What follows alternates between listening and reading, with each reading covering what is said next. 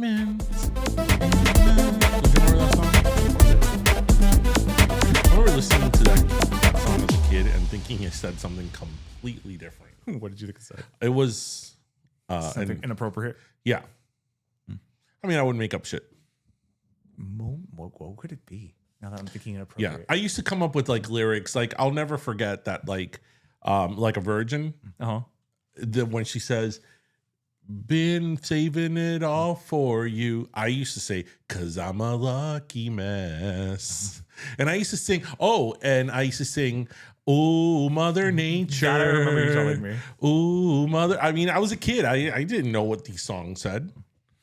Are we recording? We're recording, right? Yes. Okay. Welcome to Lyric Talk. Lyric Talk on episode 355 Yes, man. of Pero Let Me Tell You.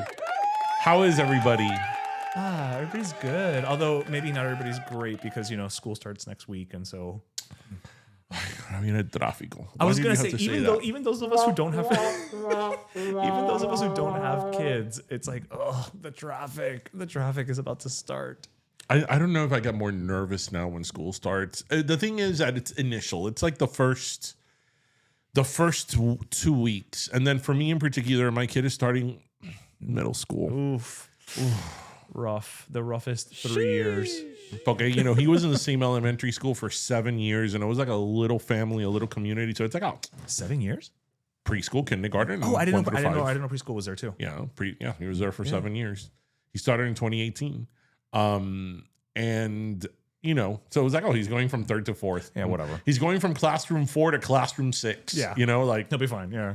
But now it's like, middle school. Middle school, it sucks. No matter who you are, what walk of life you're from, it sucks. It just sucks. And I look at him and I'm like, I'm so sorry. You're going to middle school. The next 3 years are gonna suck. They're gonna suck. I think once you get to high school has its ups and downs, but high school is it's just different. It's just different. But middle school, yeah, it sucks. It sucks. Yeah. Just an FYI, it even sucks to teach it because I did substitute teaching for like 2 middle school schools, and I was like, no. But you know what I tell him? Again. You know what I tell him though? Middle school sucks, but the most important people in my life I met in middle school, including your mother and including Ishmael, including your godmother, and including all these people. True. So the most important people in my life I met, not in high school, in middle school. So I'm like, you're gonna meet an Ishmael. So there's like, ooh, I can't wait to see who that is. Ooh, because my kid loves him, so and I love him too. But I'm like, you're gonna want to throttle him, but you're gonna meet an Ishmael. I wonder what that atrocity is gonna be like. Yeah. Imagine if he has your confidence. What the hell does my confidence look like in 2025? I don't know, but they need to bottle that up because that's way too much confidence. That is way too much confidence. That's way too much confidence for 12 years old and with this much social media. Or it'll be great if he meets this person if he meets him twice for the first time. That would be great. That won't happen. Like you and I did. That won't happen. No, he didn't go to summer school. Oh, see, there you go. See, you already handicapped him. Yeah. It's your fault that it's not happening. Do they even have summer school anymore? I think they do, but I think you have to be able, it's for like education purposes. The kids that really need it. Like you have to make up a class or something like that. Not babysitting. Yeah, not babysitting. I went to summer school. It's funny because people now are like, "You went to summer school?" I'm like, "Yeah, my parents couldn't send me to summer camp. Yeah. They didn't have money to send me to summer camp, so they sent me to summer school." That's what you did. It was Poe, and we would, hacer cosita, magacita. Yeah, whatever. It was. You watch movies. I remember one year I went for summer school here in Miami to Blue Lakes Elementary. Wait. Blue Lakes, where is that? That's the one on Miller. The school on Miller where the McDonald's is, the 2-floor McDonald's, that school. I forgot that thing had a name. Yeah, Blue Lakes Elementary. And it was weird because that school is the same building as my elementary school. Yeah. So I'd be like, it's the same but different. But there's a McDonald's there. Well, the McDonald's wasn't 2 floors at that time. It wasn't. I just always remember it being 2 floors. No, that 2-floor McDonald's, they built it in like 1991, 92. Oh, okay. Yeah, that you could tell that building's not from the 80s. No. I get it, but it's just one of those, like, as long as I remember that McDonald's, it's been 2 stories. So are we bringing back the fried apple pie as we spoke about last week? I mean, I think we've started a grassroots movement. What is it? Change.org Do petition. you remember the fried apple pies, how hot they were? It had lava inside. I'm surprised nobody sued them over that. Yeah. That we had to wait to the coffee. Yeah. Like, that was lava inducing. And do you remember the cherry pie? I don't remember the cherry pie. I saw somebody commenting about the cherry Yeah, pie. the cherry pie. Yeah. It was the apple pie and the cherry pie. I got the cherry pie only a few times. Yeah, and see, if they bring it back now, they can get warrant. She's my cherry pie. Because nostalgia's big now. Is nostalgia ever not big? No, but I think nostalgia's more monetizable now. That is true. Because we all have disposable income. I mean, Lisa Loeb is making a comeback as we speak. Is she? I just said that playing around. Oh, because I was going to say, I mean, her song was called Stay. I only hear what I want. I don't listen hard. I don't pay attention to the distance that you're running. She does have a show on Sirius XM. To anyone, anywhere. I don't understand if I really care. I'm only hearing negatives. No. So I turn the radio on. I turn the radio off. And this. Do you know what I always think of when I think of that song? Right? What? I think of the video, and then I think of our friend who hates the video because the video doesn't have scenes from the movie. Well, here's the thing. That's all I think about when I hear that Here's song. the thing that, and I agree because I remember watching the video to Stay and thinking, is this a joke? Well, she wasn't a signed artist, so I mean, I understand she didn't have a budget, right? But yeah. a really easy way, because that song, for those of you who don't know, "Stay" by Lisa Loeb is from the Reality Bites soundtrack, Yeah. right? But a really easy way on a budget to make that video would have been to have clips from the movie. That's true. They could have just hung like a white sheet on one of the walls, and, Right, she could have still been walking around in the empty apartment, but interchanged with scenes of. Do you think it was the same apartment that Natalie and Brulia used? No. That was a set. That was an Australian apartment. Yeah, that was a set. Oh, okay. Yeah. Do you think it was a real apartment what Lisa Loeb used? Yeah. You think like Ethan Hawke just let her use his Do you know place? what I just thought about? This is so cheesy. So there's certain times where I love to drive. So there's certain times where I've driven around different parts of the country that I play certain songs in. Like, for example, whenever I cross the Golden Gate Bridge, I play the Full House theme song, as one should. I Right. agree. I agree. So I remember when I lived in the Midwest that I would go to Chicago all the time. The moment that I was 90 miles outside from Chicago, I would play 90 miles outside Chicago. Can come running. I don't know why. Someday we'll know where love can move a mountain. So I would cue it. So you knew exactly. You were like, when it was like 93 miles, 92 miles. Boom. Play 90 miles. I'm an idiot. But you're our idiot.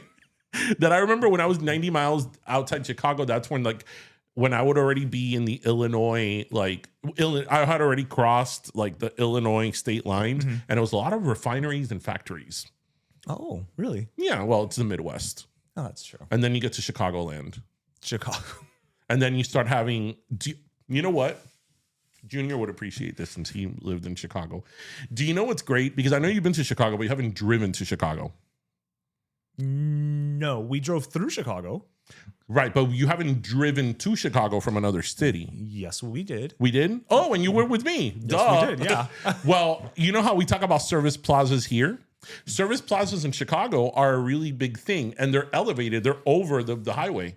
Oh, this I don't know. Yeah, so you have the main highway, which is called the Skyway, right? The Chicago Skyway?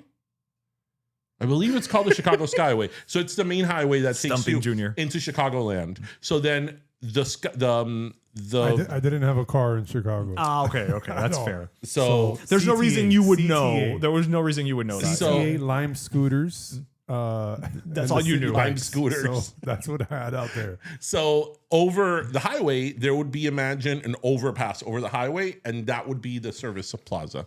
Oh, Yeah. okay. Yeah. Well, we can be ambassadors there too. Yeah. You know, I'm sure there's Cubans in Junior. Chicago. Q Junior. Is that a hey hat on? Yes, it is. That is correct. Oh, it's 2 against 1 tonight, baby. Oh, That no, is that's correct. okay. I can still be right in the face of majority. So Junior, Ishmael and I have this thing going on that he doesn't think Jimmy Fallon is funny, and he doesn't like Jimmy Fallon. And I don't have anything against him personally. and I disagree with him. So this has been an ongoing battle for since Jimmy Fallon Jimmy has Fallon done has- the yeah, Tonight Show. Yeah, pretty much. And I love Jimmy Fallon. I think he's good vibes. And, and he doesn't. I don't. And I will admit though, part of it is just because, I like getting your goat. So, there's an element of that too. I just like, poking the bear. What other animals can I reference? But I don't think he's a good talk show host. And I don't think that he's doing anything out of the norm. I mean, I'll give him credit. I like the little, the preschool concert thing he does or whatever. Like, I like that. That's fun. That's cool. But other than that, I don't get it. I don't understand what's the big brouhaha over him. Did you like him on Saturday Night Live? He was all right. I wouldn't have considered him memorable. Okay. I'm diplomatically moving on. Listen, and I'm just saying. Because then this whole show will start me and evolve. You know what, though? Now that Stephen Colbert is losing his show on CBS, I just think they should give the show to Arsenio Hall. And bring back Arsenio Hall. You know what? We missed that last week. Arsenio Hall!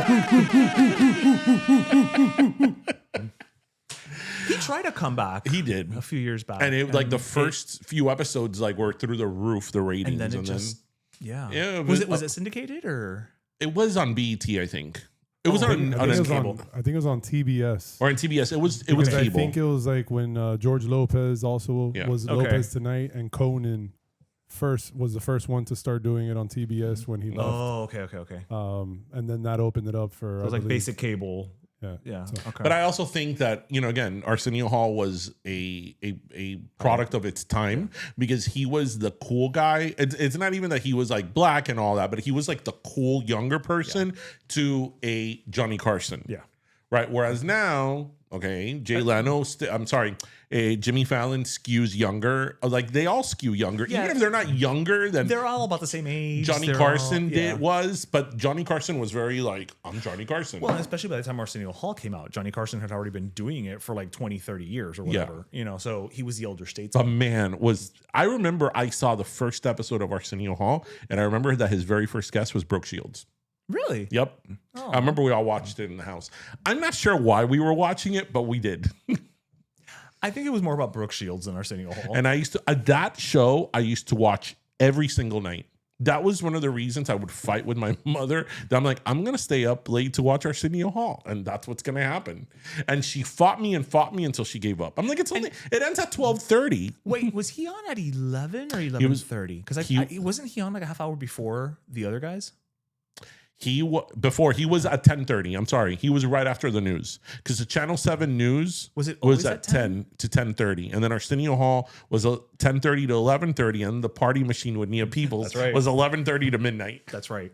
That's what I'm saying. Like, I remember him what having a time to be alive. Again, I say it all the time. We used to be a proper country. Because he had an advantage in the ratings insofar as he started earlier. He did. Yeah. He did in most markets. He did. Yeah. And then there was that one market he probably was played at like 10:30 in the morning. Or 2 in the morning. He probably got more people at 10:30 in the morning than 2 in the morning. I remember there was this talk show that it was like really big in like Tennessee called Crook and Chase. That it was this man and this woman, and it was like a huge show. But this was ABC. I don't know if it was ABC, but they used to air it in Miami at like 2 a.m. in the morning. It must have been ABC. ABC for a big time there was notorious for taking ABC Miami was notorious for taking a show that was like at 10 a.m. everywhere else, and they're like, I don't know we have to run it contractually. We're gonna put it at 2 in the morning. Do you remember the show on? I think it was on 33 or 39. Do you remember Studs? Of course, I remember Studs. Of course, on the couch. There were so many like very thin tank tops on that show. And then there was Night Talk on the Playboy channel, but that's a whole different conversation for a whole different day. But wasn't there like another like a syndicated equivalent of Night Talk that would run like with Studs? Like it was like Studs was the first half hour, and then something else was like the second half hour that was like supposed to be quote unquote sexy, but it was like silk stockings. Acapulco H.E.A.T. one of the best theme songs still to this day, and I will fight a motherfucker. It's on terrible. that one. It's terrible. It's terrible. Okay, let's move on to our regularly scheduled love that programming. theme song. Because if not, we're gonna go down this rabbit hole of 90s stuff. I feel the heat. What? That's the theme song for Acapulco H.E.A.T. Oh yeah, It's the most memorable thing about that show. Okay, so in this past week or these past few days, in addition to Baby Hold My Hand, nothing meets a Jet 2 holiday. But we already spoke about that last week. Yes. There's been a lot of content going on, and it's sort of funny about what is America's fourth city. So the first three cities are New York. Chicago. Uh-huh. LA? Yes. Okay. So the first three are New York, Chicago, and LA. A lot of people argue that Chicago is number 3 and LA is number 2, but technically Chicago is considered the second city. Oh, that's true. Right. Yes, It is called the second city. Right. But whether they're interchangeable or not, it's fine. Everybody agrees that it's New York, Chicago, and LA. Okay. So then it gets really interesting. What is the fourth city in the US after LA, Chicago, and New York? So a lot of people are saying different things. I try to approach this in an unbiased way, and I think it's Miami.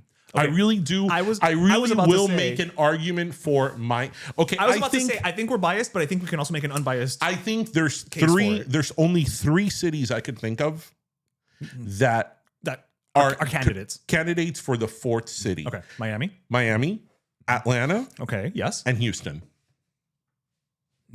Okay, yeah.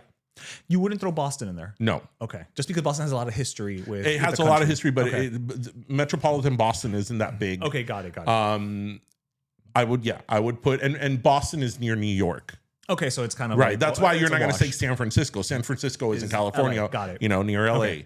Okay, so Miami, Atlanta, and Houston. You said. Houston. Okay. I would of those 3, I would put Miami as a fourth city. I think Atlanta. Atlanta. I think people don't realize how many Fortune 100 companies are based out of Atlanta. It's insane. I think it's only second to New York City. Atlanta hosted the Olympics in 1996.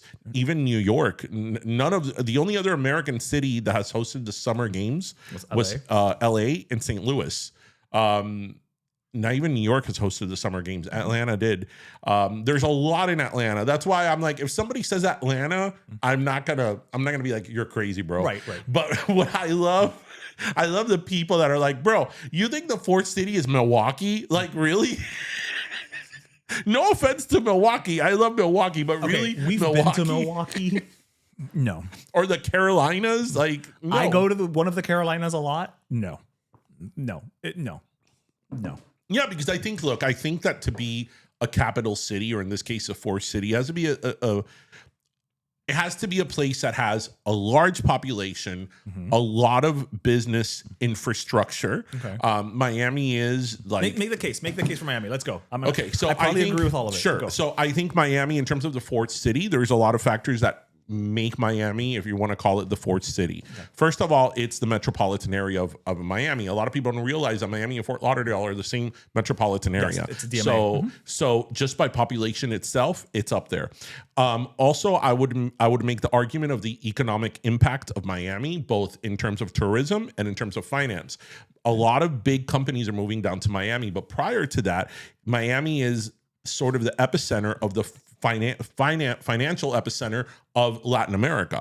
Yes. So many companies, so many, again, financial hubs, so many people that invest are from Latin America. It's sort of the gateway to the country, to Latin America. I would also make the argument culturally. Latin culture is huge in Miami, and a lot of things that are from here permeate both architecture, like Art Deco is not exclusively from Miami, but it is synonymous with Miami.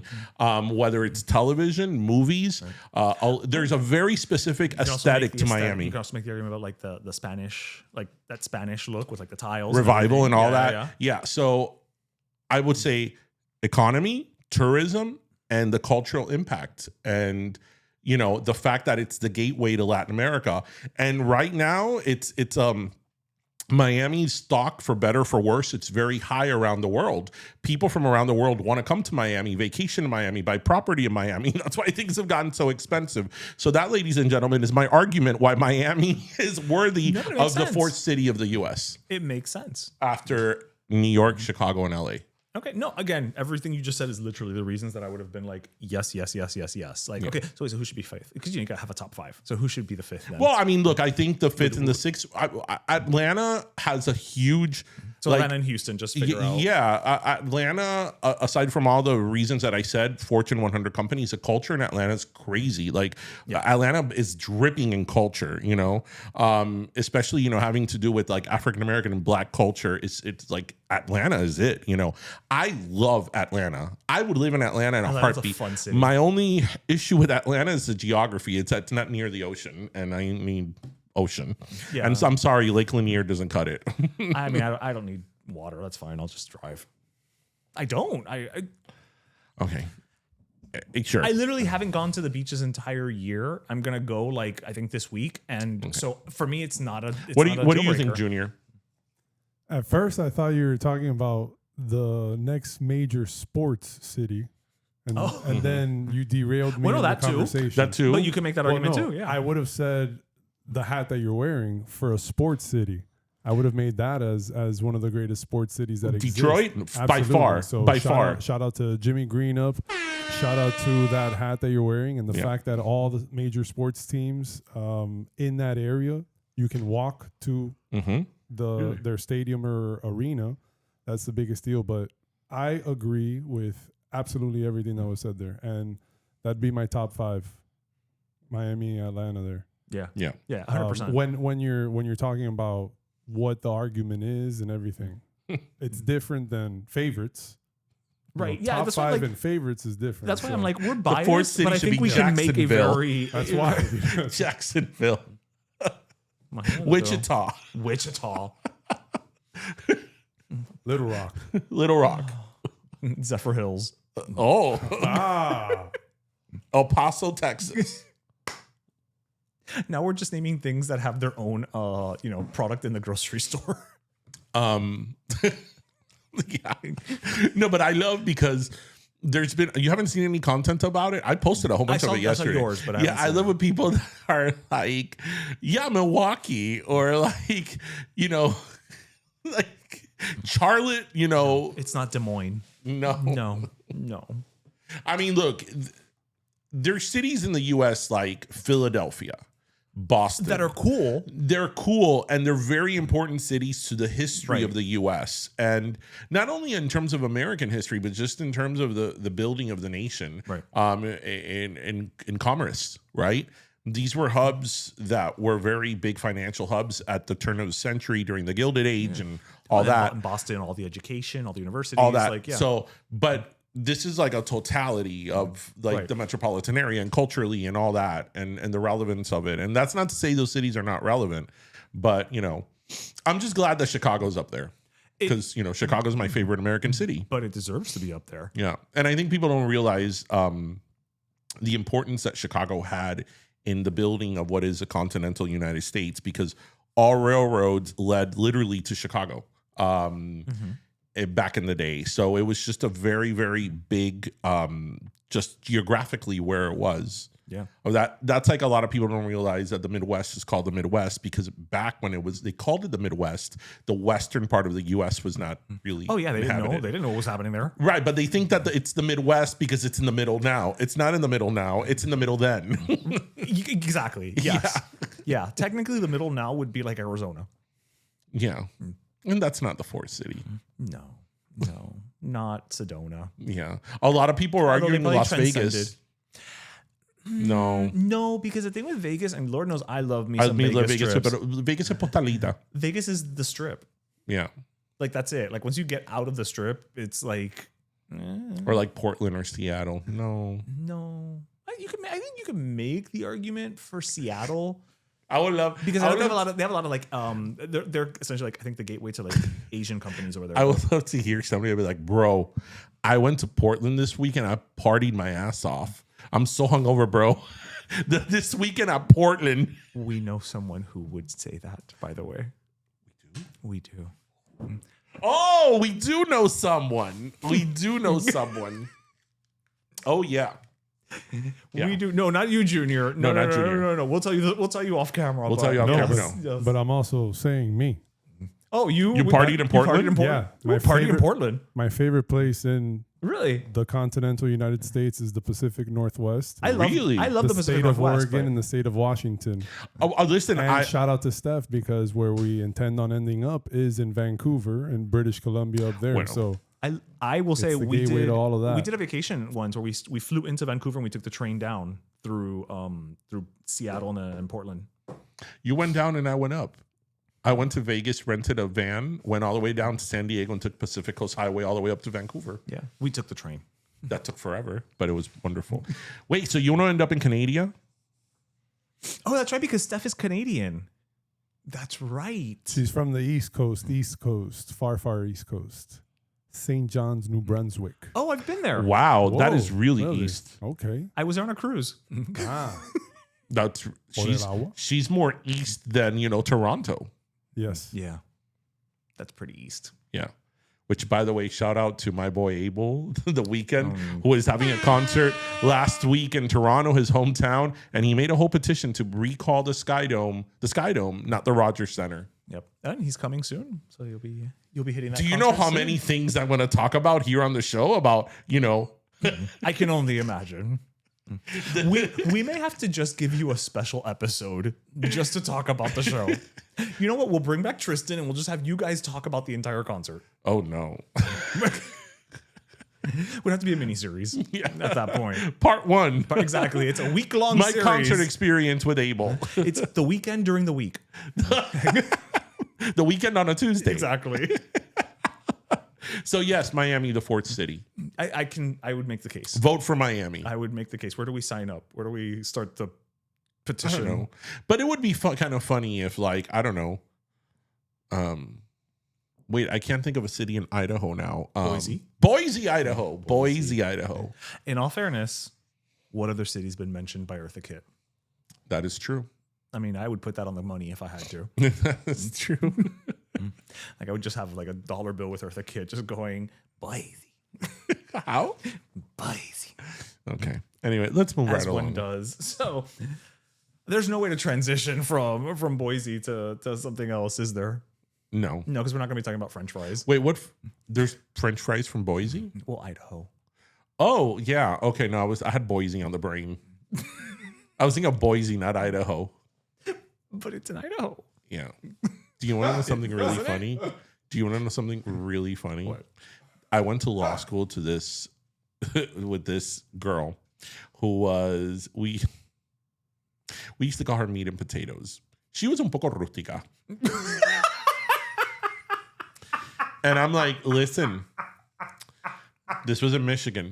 I'm like, listen, I know that Idaho is not the New York City of the, mid-Atlantic or mid-plain states. Mm-hmm.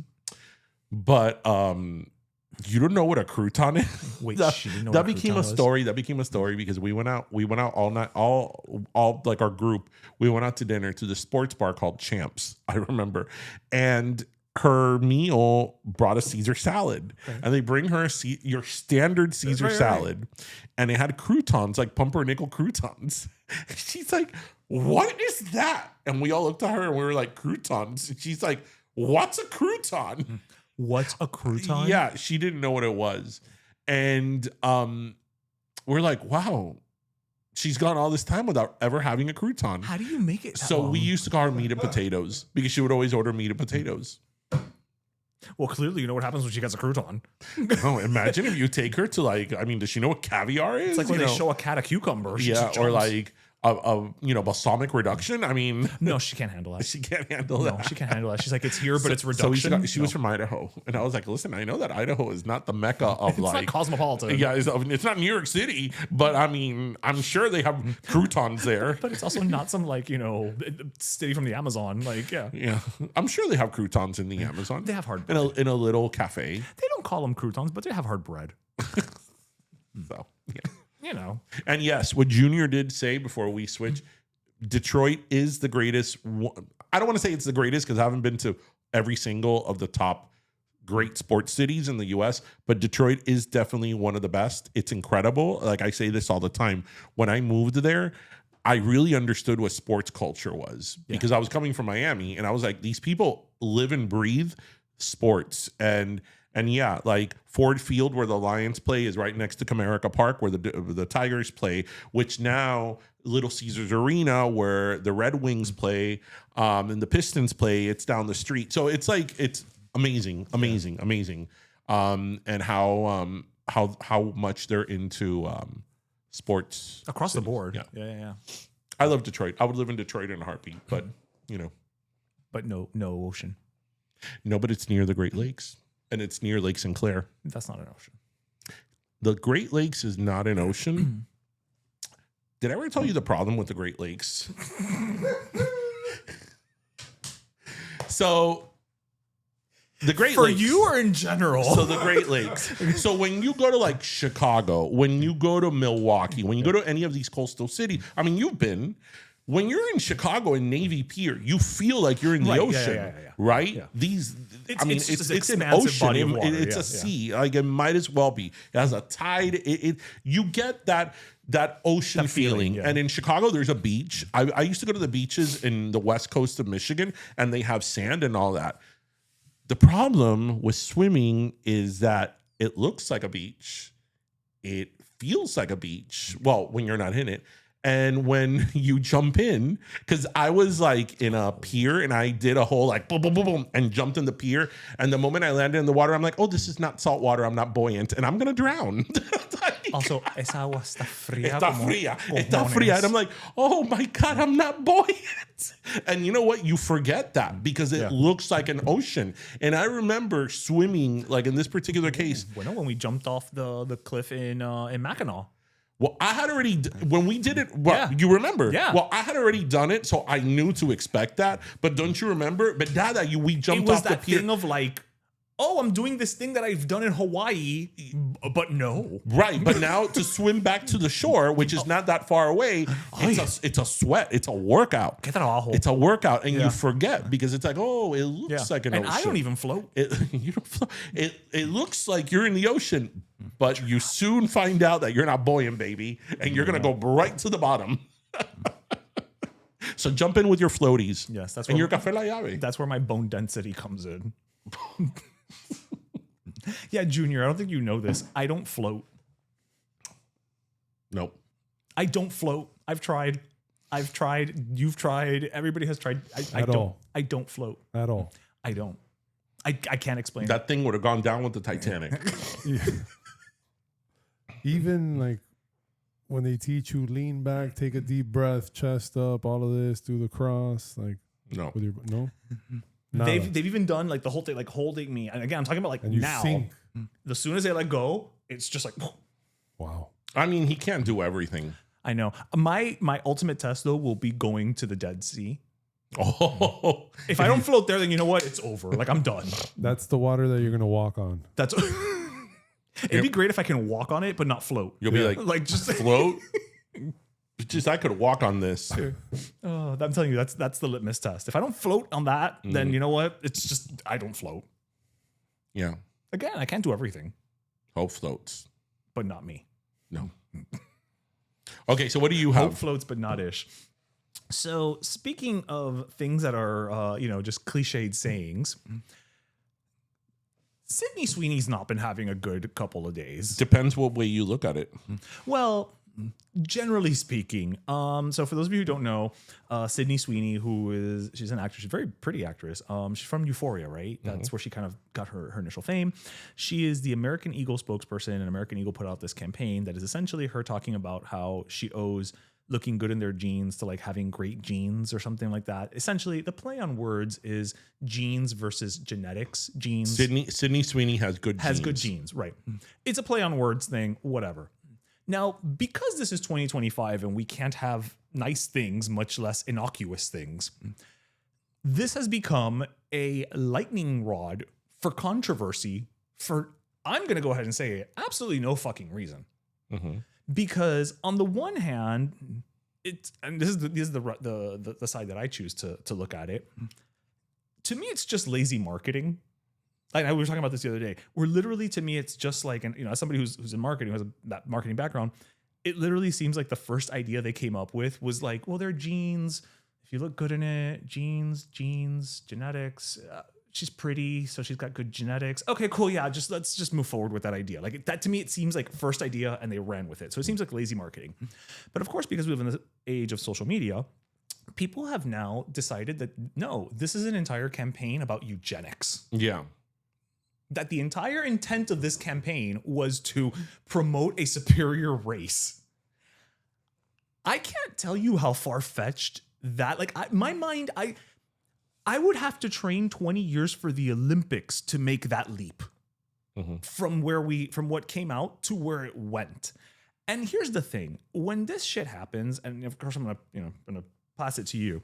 My first thought is, how much time do these people have on their hands? Because I wouldn't have even sat with it. I would have just been like, it's a pretty cheesy fucking campaign, and moved on with my life. But the fact that these people, whomever, are like sitting with it and turning it into like this cause celeb to the point where now they have been asked about this stupid campaign at the White House. They've asked the president of the United States to weigh in on an opinion on a campaign for fucking jeans for a brand that most people don't even think about. Like, is really, this is where we're at right now? This is where we're at? We are. To the point where there was even I kept this one, there was even a campaign from Dunkin' Donuts that came out like a week ago that is getting some additional like pseudo backlash, because although this commercial is just awful, it's this guy who stars in The Summer I Turned Pretty. And in the ad, he says, look, I didn't ask to be the king of summer because it's a big Netflix show or whatever. It just kind of happened. This tan, genetics. I just got my color analysis. Guess what? Golden summer, literally. So they're also trying to make this about oh, you're pushing genetic things and that. And first of all, the Dunkin' Donuts campaign doesn't even make any fucking sense. There's not even a through line. But why? And meanwhile, thank you though, world, because now we have something to talk about. Now we have content for the show. But why? The Sydney Sweeney thing, I mean, look. And I feel bad for her. I understand certain of the criticism of it, because the thing is that we're living in very sensitive times. And I think that the campaign, if they would have had a campaign with several people that looked differently, and it would have been like, so-and-so has good genes, so-and-so has good genes as well, and it's different women or people that look differently, I think this wouldn't be an issue. I think that because she is a blonde white woman, she's just knockout. She is a pretty girl. It's an issue now because we're living in very sensitive times, and it can be seen as maybe insensitive or maybe not at the right time. Cliche. If this would have happened, 5-10 years ago, it maybe would have caused a stir. So I certainly understand part of the criticism that it's like, hey, you're really elevating the sort of trope that only white women that are blonde have good genes. You're sort of playing on that. Yeah, it's a campaign for genes, ha ha ha. But with the world climate going on right now, is this really a right time to do that? I understand that criticism. And to a certain extent, I think it's valid. With that said, because at most it's an eye roll. With that said, I think that the whole American Eagle is promoting eugenics and cancel American Eagle, cancel Sydney Sweeney.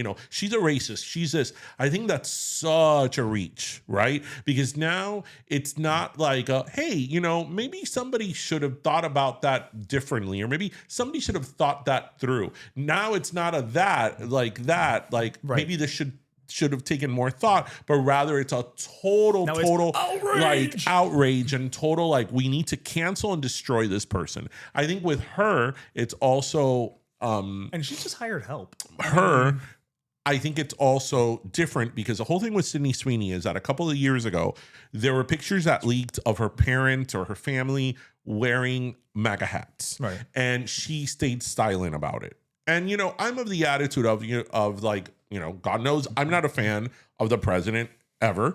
But, you know, those are her parents. Like, what is she going to do? Was she going to do a smear campaign against her a parents? smear campaign, or like, hi, let me have a press conference where I throw my parents under the bus. Like, Right. those are her parents, and those were private photos, right? So what was she supposed to do? And, you know, and now she it doesn't came owe out anybody anything. and now it came out that she's a registered Republican. So it's like, okay, so she's a registered Republican. You don't know if she voted for this guy or not. And even if she did, like, I think that obviously puts a target on her back, that this is even more like, you know, more critical because it's her, right? If it would have been maybe somebody else who, let's say, is known to be a progressive or known to be a liberal or known to have, you know, voted for, let's say, Harris, would, even if she was a white woman, right, would have it had gotten the same to this level, the same criticism, you know? Maybe or maybe not. So I think a lot of the Sydney Sweeney thing has to do with her own personal politics and people protesting that, than the fact that she's a white woman with blue eyes or blonde hair. both. So I agree that I always try to see things on both sides. And again, I understand that it could be very insensitive. And in the time that we're living in, it's not a good look. And like the advertisers, the promoters, the media company that came up with this campaign should have been a little bit more sensitive to the temperature right now. Definitely. But I also think that the outrage of like that they're promoting eugenics, that, you know, she's a racist, that she's this, that she's that, I think it's a little bit too much. Criticize it if you want, right? Criticize it if you want, but like people are really making a leap and a far reach as to what this means and it doesn't mean. As someone in marketing, excuse me, what I see with this is, and again, I don't know the group that came up with the campaign, but I can actually even see this as an argument as to why you do need to have a diverse group of people in the room. Look, Sydney Sweeney right now is hot. Like she's one of those, you know, she's the it girl right now or whatever. So I get, if you get someone like a Sydney Sweeney, you know what, you can run with it, right? Like I'm not gonna say no. She's a big name and we're gonna get press. Great, but again, this is why you need, and I know this is going to sound like a sunset talk, but this is sometimes why you do need to have that diversity in the room, of course, on these teams, of course. Because you know what, maybe I would have been like, yeah, she's a knockout, you know, she's beautiful. Now I also would have probably said like, this seems kind of lazy, guys. Like as far as a slogan goes, this is kind of lazy.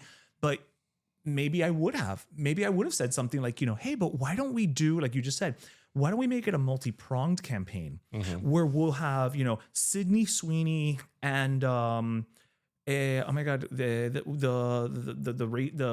runner, the Olympic runner with the long nails. I can't remember her name right now. Yes, her. Sha'Carri Richardson. Thank you, Sha'Carri Richardson and Jenna Ortega. Like, let's do a campaign with these three women who are so diverse looking, who are so, you know, different. Same slogan. Right. You know, and now it's a 360 campaign. Now it's a multicultural campaign to begin with as well, which again, just from my nerd hat on, you know, you need to make sure you hit those multicultural prongs because Blacks and Hispanics are disproportionate with the ones who are buying fashion, just historically speaking. So you want to from make a sure, business sense, it just makes sense. It just makes sense to, why wouldn't you go that route? Now, if American Eagle only had $20 and Sydney Sweeney, who is like, you know, the it girl right now, was like, oh, I'll do it for $20, then well, fuck yeah. Again, I understand it. And I'm literally looking at it just from a business angle, right? But I just think it upsets me, number one, because like I said, it's just lazy fucking marketing. But it also upsets me because what happens when this type of outrage occurs, and we've talked about it on the show before, is that now because you're getting so upset over this campaign about jeans, you dilute your message 100%. Because now when you get upset about actual injustices, right, and you want me to pay attention to everything, it's like, I can't consider Sydney Sweeney and jeans on the same topic as, you know, systemic racism. Do you remember a few years ago, call me wacky, the whole thing with Kendall Jenner and Pepsi and all that? Yeah. You know, and a lot of times, I don't know if this is a case with Sydney Sweeney, but a lot of times, like these people, their agents sign a contract, you know, give them the contract. They're not really sure what it's going to look like. And that, you can make the argument of like, well, you know, if you're going to sign a contract, you should know everything that campaign is going to be. But I bet you more often than not, they're like, oh, American Eagle wants to pay you, you know, $5 million to take, you know, blah, blah, blah, blah, and take pictures and say that, you know, you're wearing good jeans. And again, on the face of it, this is so innocuous. Yeah. You know what I mean? This is so like I like to say it's a non-traversy. A non-traversy. Did you coin that? I don't know if I coined it, but I've never really heard anybody else say it. Speaking of controversies, did you hear who asked for a pardon? Did he? Yeah. I was like, who's up there? Who's up there? He asked for a pardon.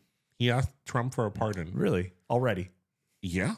Because as we know, Diddy got convicted of, he got acquitted of many of the RICO charges and federal charges, but he did get convicted for 2 charges in interstate prostitution, which can carry up to 20 years in jail. It's federal. And he asked the president for a pardon. For a pardon. My sort of comment was like, why don't you just appeal? Oh, that's true. Why are we jumping? I mean, look, the thing is that with appeals is that while he appeals, he's still going to be in jail. Yeah, that's why. Whereas if he's a pardon, immediate. His sentence is commuted and, you know, and he goes home. Yeah. But I just think it's interesting that, like, this is where we're at. That you're convicted of a crime. You're a public person. And, I'm going to ask the president for a pardon. That's not how that works. That was not the intention. Yeah. And pardons are usually given there's nothing that says they have to be given at the end of a term, but generally they are given at the end of a term. Yeah. Meanwhile, poor Tiger King is still in jail. He is. ¿Cómo se llama? Robert Exótico.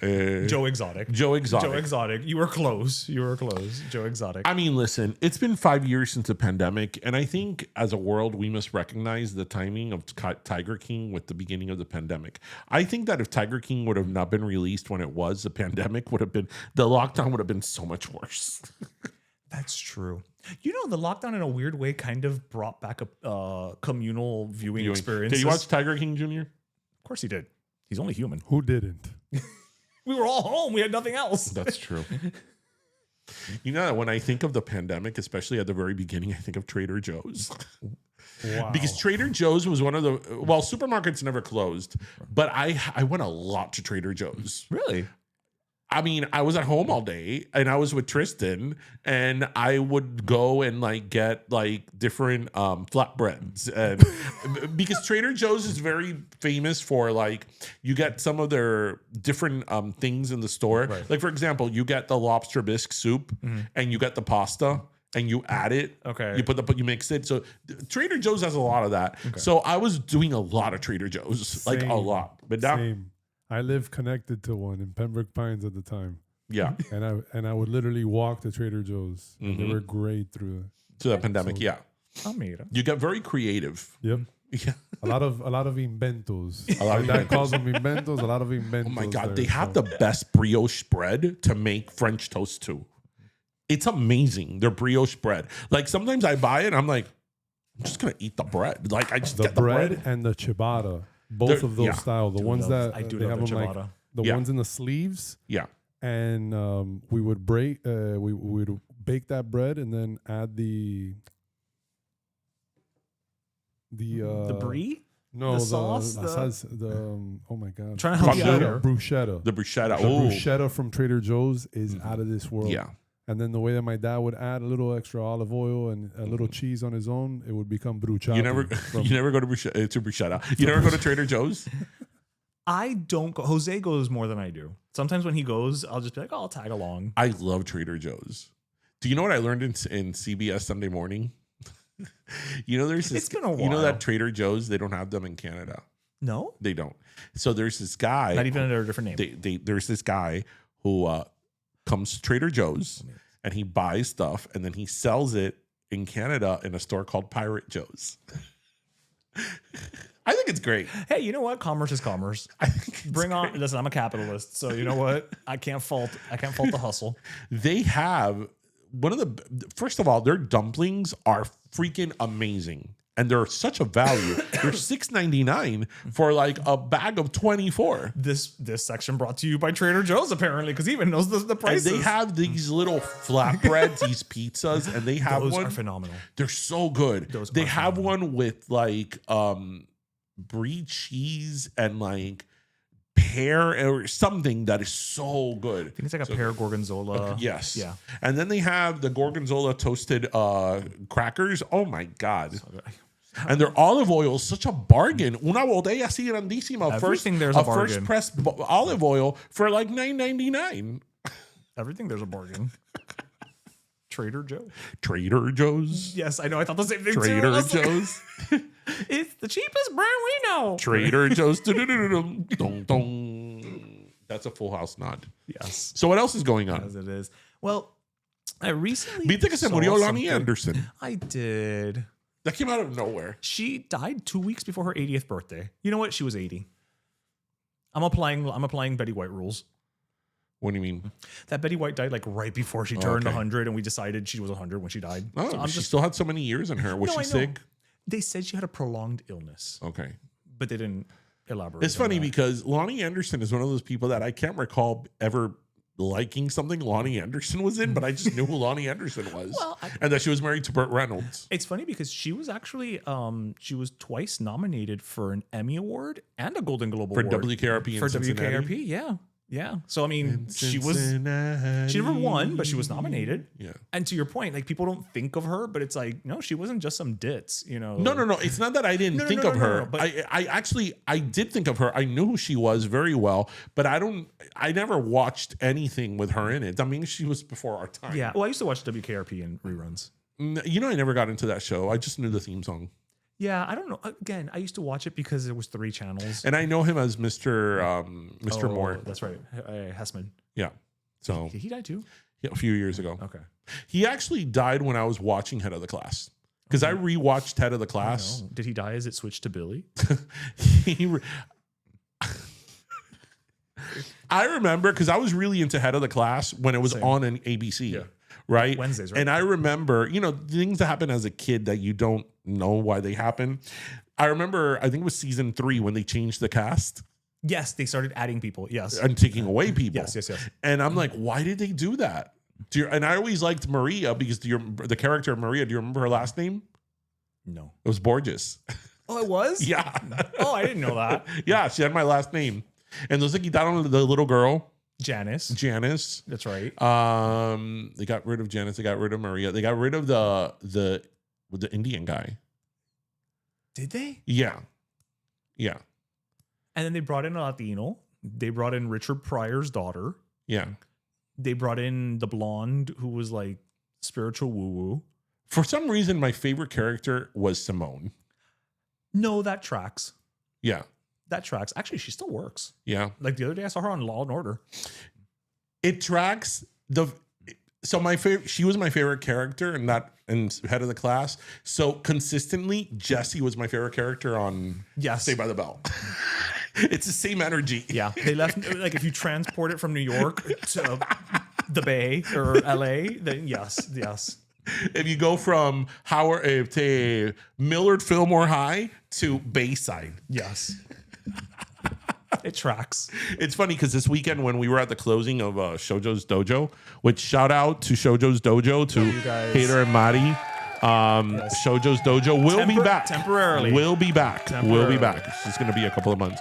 There was this guy that was talking to us and he was wearing a Saved by the Bell shirt. Oh, yeah. And I think he was sort of surprised that we got the reference because it was like subtle. It was subtle. It was subtle because I don't think it was intentional per se. Right. Well, the shirt was intentional, but you really got to know Saved by the If Bell. you know, you know. Because he was wearing kind of like you would wear that Yes, shirt. you He would was have worn wearing a that shirt, junior Junior. shirt, Yes. right? 100%. And then like it didn't say Saved by the Bell. It just had little pictures of things that were iconic. Yeah, lots of like garabatos. I was Saved by the Bell, and I don't know if it was you or me. And I think he was a little surprised that we got it. And I was like, "Bro, do you know how old we are? We are." We were much older than he was. And we actually saw Saved by the Bell. I love when people will be like, "Oh my God, I used to love watching Saved by the Bell when I got home from school." Yeah, on and I'm like, TBS. "No, bro. I used to watch Saved by the Bell Saturday mornings on NBC." After the cartoons. on TNBC. Yes. Let's not forget TNBC. Before it was even TNBC. Right, but No. TNBC. That's what I'm saying. That's how far back we go. And I'll with never Saved by the Bell. forget that there was a Saturday that after Saved by the Bell, they premiered the video of Funkified of Esta Chiquita of The Brat. Oh, I don't remember this. Yeah, because the thing is that the intro, NBC IP, the intro was done by Raven Simone. And Raven Simone is in the video for Funkified. Oh, okay. Yeah. So that's God, she must have been tiny. yeah. Do you remember that in the early 90s? You got to really go back. They had a Saturday edition of not Friday night videos. They had Saturday morning videos. Yes, Saturday morning videos. Yeah. Absolutely, I remember Yeah, that. yeah. Yeah, it was awful.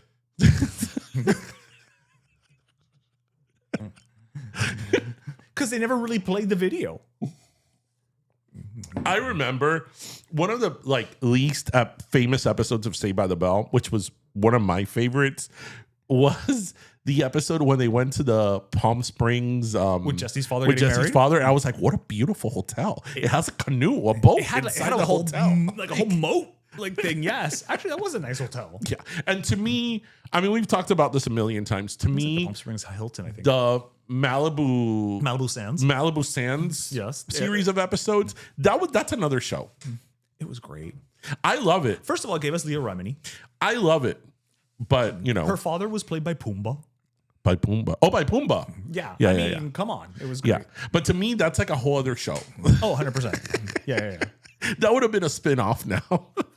It would have been a spin-off. Yeah. Like Yeah. they would have just sent like Zach over there, and it would have been a totally different set of characters. I'll never forget that her boyfriend who was in a fraternity, Kelly? Leah Remini. No, Leah Remini. Oh yes, that's right. That he came to visit her for the summer. And she sent him back and she sat him on his pin.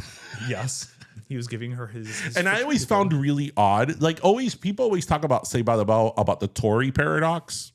right. In the Malibu Sands episodes, Zach and Kelly were not together, but there's no reference of them being Zach and Kelly. Right. It's like they just are friends. Right. Just friends, and that's it. And there's is there even a reference with like Slater and Jesse? No. No, Slater and Jesse, yeah. Even in the summer? He would still call her mama. Okay, fair enough. But that's just what he called her. But there wasn't any like There was a little bit, but the Kelly and Zach Zach and one, Kelly thing? there was no you're reference. Right. You're right. No not reference. Even, not even a wink. Nothing. No. They, they were cool for the summer. They were. And I'll never forget watching the episode when Leah Remini, ¿cómo se llamaba ella? Stacy Caruso. Caruso, yes. That when her boyfriend left, I remember that scene when her and Zach are in the sand talking. Yeah. And I remember thinking, like, this is a very grown-up scene. For Saved by the Bell Saturday Saved by the morning? Bell, yeah. Well, she was a college girl. Yes. I was like, this is a very serious scene. She was a college girl. Actually, nowadays, that whole... See, that would have probably been considered problematic, too. I think it's funny that show, Saved by the Bell, is notorious for not paying musical royalties. But the one time they paid musical royalties was, how am I supposed to paid live twice, baby. without you? They paid twice. What was the other one? I'm sorry. Are we just gonna forget? Wait. The Pointer most Sisters. iconic Pointer Sisters. thing I'm so of- excited. I mean, really? We're just gonna forget that caffeine pills ever existed? The scourge of 90s, So of all drug the abuse? episodes they had, they only paid royalties for two Right. episodes. Because I remember being a kid and watching that show and being like, why do they dance to this horrible Stupid music? Yeah. That all sounds the same.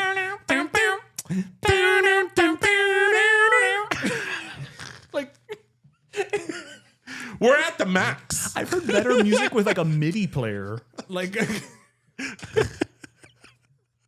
Save the max. and the Max had a jukebox, and the jukebox has all played that horrible music. Yes, that's the only thing that it played. What do you think was good at the Max? Nothing. The Max probably had a good grilled cheese. I'm gonna go with yes because you can't mess up a grilled cheese. Yeah, you can. Okay, I'm saying within Was the Ed confines of the Alonso diner. also the chef or the cook? Yeah, I don't think he had enough money to hire a full staff. So Ed Alonso was the host, the waiter, the magician, and Yeah. you know what I think is so random? Man, and it's hard for us to You know what I sometimes think just do a is pop-up with two people. So random that years later, when Britney Spears went on the circus tour, She Ed had Ed Alonso Alonso. was the Yes! magician on the show. You know what? No, justice for Ed Alonso. Wait, It's Max. Ed Alonso's on the shit of the show? Like, the owner of the Max? Yes. Well, you know, times are tough on diners now. You gotta have. Everyone needs a side hustle. Oh, you're telling me. You know, everyone got to get a gimmick. Speaking of Britney, ¿viste que Justin Timberlake lo agarró la La garrapata? cogió la garrapada. Yeah. Now he's up there with Thalia, Debbie Gibson. What other celebrities have I Lyme can't think disease? of anybody else, but those are some pretty big names to have Lyme disease. Like, that'd be a good telethon. Irene from The Real World, Okay, Seattle. well, that was a significant drop in star power. That's the first time I ever heard of Lyme disease. Yeah, like, who else has Lyme disease? That's like a celebrity. I mean, those are the only three that I know, just very top of mind. La garrapada. Yeah, I'm pretty sure there's other people who have Lyme disease. Does this mean NSYNC is not going to tour? Actually, they might tour now. They might do a fundraiser. Might be like a benefit tour. Okay, I'm not laughing at the Lyme disease. I'm laughing at the Justin Timberlake of it all. At the thought that Justin Timberlake, that this is what it's going to take for him to tour with NSYNC. Justin Timberlake becomes the face of Lyme disease. Hey, listen, Nick Jonas is the face of diabetes. Is he? Yeah, for a long time. Since he was like a kid. He's like, Oh, yeah, he did ride that diabetes train. Train. He is the most famous diabetic since Wilfred Brimley. Who's Wilfred Brimley? The Quaker Oats guy, the guy from Cocoon.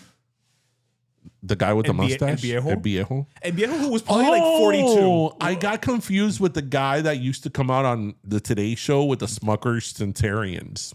No, that's oh my god, Guilford Godfrey? No, that is so not Gilbert Godfrey. Hold on. Wilfred Brimley. I have to go down this path now. Wilfred Brimley. No, because now I'm thinking of Al Roker, but he was the weatherman before Al Roker. What was it? Diabetes. I got diabetes. Oh my god, it's Wilfred Brimley. Oh my god, this is gonna haunt me. This is gonna knot me. It's like right here, and it's in my tongue. Willard Scott. There we go.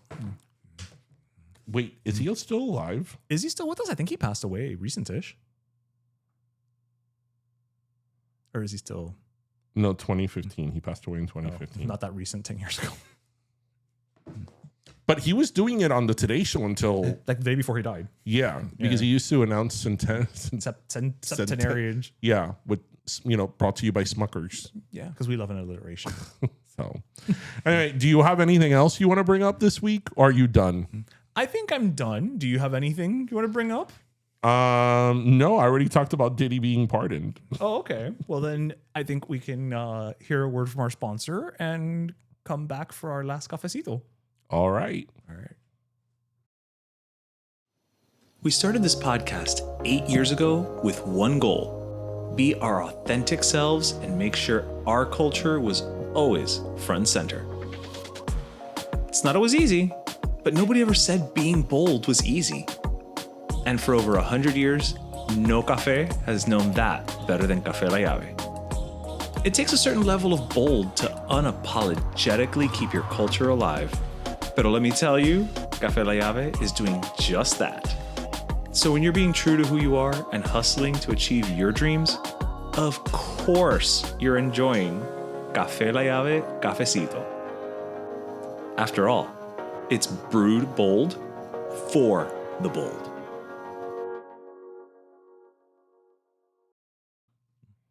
And we're back. As we were taking our break, I was looking at this picture of mine from last year. The back of my head is really fat. Do you know my father told me? That's a very thick back of the head. Yeah, my father told show me. Junior, see if Junior can see it from My here. father told me that ahí se saca un biste when I cut my hair that short. Yeah. And it would be like a juicy one. Like it wouldn't be, it would have like... Would I be anything but juicy? Es verdad. Una pechuga. Una pechuga. Una pechuga. No, I was thinking more of un churrasco. Yeah, that's churrasco. Yeah. Bordering on maybe a T-bone, depending how you cut it. Like, listen, I eat more chicken than beef, but I'm beef. Does that make any sense? Right? He's got the meats. DJ, they got the beats. They got the beefs. No, you would be a pork. Okay, una chuletica. Yeah. Okay, I can deal with that. Una chuletica is it's lean with a little bit of fat. I'll take it. Because pork loin doesn't have a lot of fat. No, but it has the right amount of fat. Right. Una chuleta has the right amount of fat. Yeah, it has the right amount of fat exactly where you want I mean, it. you're not bacon. No, I don't sizzle that much. No. What meat would Junior be? Pollo a la plancha. Okay, so what is your last cafecito, DJ? Vamos. With or without onions? Con cebolla. Okay. Okay. So my last cafecito. Now that he says it, I see it. Because it's like delicious and flavorful, but not bad for you. No, at all. At all. That's Junior. That is Junior. Junior's not bad for you. No, you look forward to it, Yeah. right? And then you don't feel bad about it afterwards. Right. Yeah, that's Junior. Yeah. Yeah, no, I get it. I'm just seeing pollo a la plancha. Imagine now if when I'm somebody looking over tells there. you, oh, you know what meat you're quail. Quail. Quail, una flaca with long legs. Anyway, I'm gonna have my café la llave as I talk to you about my last cafecito. Okay. Do you know I'm gonna give my last cafecito to? I don't. In a social media world where people are knocking down Sydney Sweeney and American Eagle and people are fighting and all this stuff, you know who's totally giving good vibes recently, and I'm sort of loving every moment of it, is Pamela Anderson and Liam Neeson. Yes. Can we talk about that for a minute? We mentioned it, I see in passing. I'm generally not into these celebrity couples, romances. I don't give a shit. But, these are two people that are very sort of iconic, if you want to say, for different reasons. Very different genres, different eras, if you will. And they're doing now the remake of a Naked Gun, which that in itself is hilarious. Yeah. That movie's really, I haven't seen the new one, but the old ones with Leslie Nielsen. Last week. You saw all three of them? Because they were on Pluto, and I was just back to back to back to back. I was like, which is the one where he's like, I practice safe sex, and they dress in a condom. I think that's part 2. Part 3. Isn't it random that Priscilla Presley's in those movies? I think that's what makes it great. That's why I said it before. That's why I think the Liam Neeson of it all is the best part. Because you can't go with somebody who's like, you can't go with Jim Carrey. You got to go with somebody who's going to stand there and be like, this is a very serious line that I'm delivering now. It is comedic undertones and we're going to laugh. You know, it only works that way. Yeah. So, excuse me. Anyway, so just seeing them together, there's rumors that they're together. Maybe they're not, but just they've been doing a ton of press. And these are two people you would have never thought would have been together. And I don't know, it's kind of hilarious. It's sort of a distraction of everything going on. So, un cafecito. Oh, I messed that up. The cafecito got away from him. Un agua con hielo. But we're gonna protect Café La Llave. Yes, that was the important part. For them. Yes, absolutely. And I also love that they're both of a certain age. Yeah. Because I think that lends more to the fuzzy feelings of it all. Completely off topic and in between cafecitos, did you see that there was this huge anthropological society research that they did, and they released this week what one of the first humans would look like? Vin Diesel. And it was Vin Diesel. Yeah. I could see that though. I get it. I could see that. Oh, because Vin Diesel has very strong features. Yeah, has very primary features. Yeah. And people are like family. He invented the wheel. But it's I wonder if that was a bit of a, because the guy looks exactly like Vin Diesel. Yeah. It's not like they came up with some bald guy, No. It's Vin Diesel. It's Vin Diesel. Vin Diesel was the first man. Was Adam. I mean, hey, that's not pretty bad place to start. Hey, listen, it could be worse. I mean, yeah. It could have been the person that eats a quail. Exactly. Looks like a quail. Looks like a quail. It could have been. We don't descend from quails. ¿Cómo se llama este tipo? I don't want to say that he's ugly because I don't want to use that word. But he's not. Steve Buscemi. He's not as quirky looking as Steve Buscemi. He was in Boardwalk Empire, right? He was the lead in Boardwalk Empire. Right, that's Empire. what I think about when I think of him, and he's done a million things, and I didn't even see that show. Steve Buscemi was like a model growing up too. He was? For Yeah, what? firefighter, I believe. As Well, well, he was a firefighter. So He was a firefighter. both things. Yeah, Okay. yeah. Fun Because I fact remember there. when 9/11, he actually like went and like volunteered with the fire department. Maybe he's one of these people that because of the roles that he's played, He's a character actor. he's a character actor, so people see him in a certain light. Right. Yeah. That happens to a lot of character actors. Where Yeah, they're but like, spruce him up for like I don't know, an Armani campaign, and you're like, you're like, Steve. "Oi, Steve Buscemi." You never Okay. know. All right. So my last cafecito, I'm actually going to keep it a little in-house of sorts. So I have a prop. So I'm going to give my last cafecito to a I don't know what we would actually call them, but feel free to help me out here, Junior. I'm going to call them a arts collective of sorts. Called New Wave Drama, and they're a group of lifelong Miami artists who just their whole mission is to get the arts out there and to create art. And it's playwright. I think they're playwrights predominantly. Like it's more about that whole world. And recently here at the Cultura Studios, they hosted what I'm going to boldly claim to be the first instance of a 24-hour play experience happening in Miami. Now, for those who don't know, that is something that happens across the country, maybe even globally, in several theater communities where you get 24 hours, and in those 24 hours, a play is written, rehearsed, directed, the costumes are arranged, the set is built, like everything happens in 24 hours, and then you put on the show. And it's usually a festival, so there's usually about like 10 to 15 minute shows and whatever. And so I just love the fact that, especially nowadays where, the arts they're seeing their funding slashed, in a lot of cities across the country, specifically here in Florida. The fact that they were able to pull this off is commendable in and of itself. I missed seeing it. I've always wanted to kind of partake in one of these 24-hour things. I did stop by though, because I know one of the playwrights. I did stop by after the pop-up. And I brought them all the writers, I brought them cupcakes, for a little sugar rush to keep going. And the fact that it happened here. Yes. In our own home, right here at the studio. It was absolutely fantastic. And I think it speaks to what really we're trying to create here overall with Cultura, which is a space for the arts to exist in all its Because forms. Cultura not only talks the talk, They but they walk walk the walk. Exactly. So, I wanted to give it to New Wave Drama. Check them out. They're a small group. Again, I don't know what word they would use. But they're doing some cool shit, And I think stuff like that is stuff that, like, when people say things like, "Oh, Miami's such a cultural desert. Nothing ever happens in Miami that's cool, like New York and Chicago." And bro, to an extent, I get where they're coming from. But you know what? These guys are trying. These things exist, and sometimes you just have to seek them out a little bit. You do. Look, I remember when you were doing the micro theater Yes. in downtown. That was very successful. That was always packed. Yeah. And there were people from around the world that used to come to the micro theater. Yeah. So, To see plays in a shipping container. yeah, I mean, why not? The shipping containers were air conditioned. That's all that mattered. Yes. Yeah. So, okay, so that's a good one. That's a good one. So, before we go,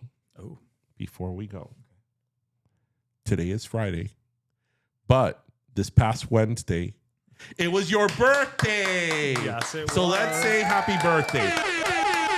Happy birthday to you. Happy birthday to you. Cha cha cha. Happy birthday, happy birthday, happy birthday to you. Cha cha cha. Hey. Yes, the big 4-6. It's not really. It is incredible. It's not a milestone. It's incredible how you and I went to school together and we're 12 years apart. Well, I was a time traveler for a while. Yeah.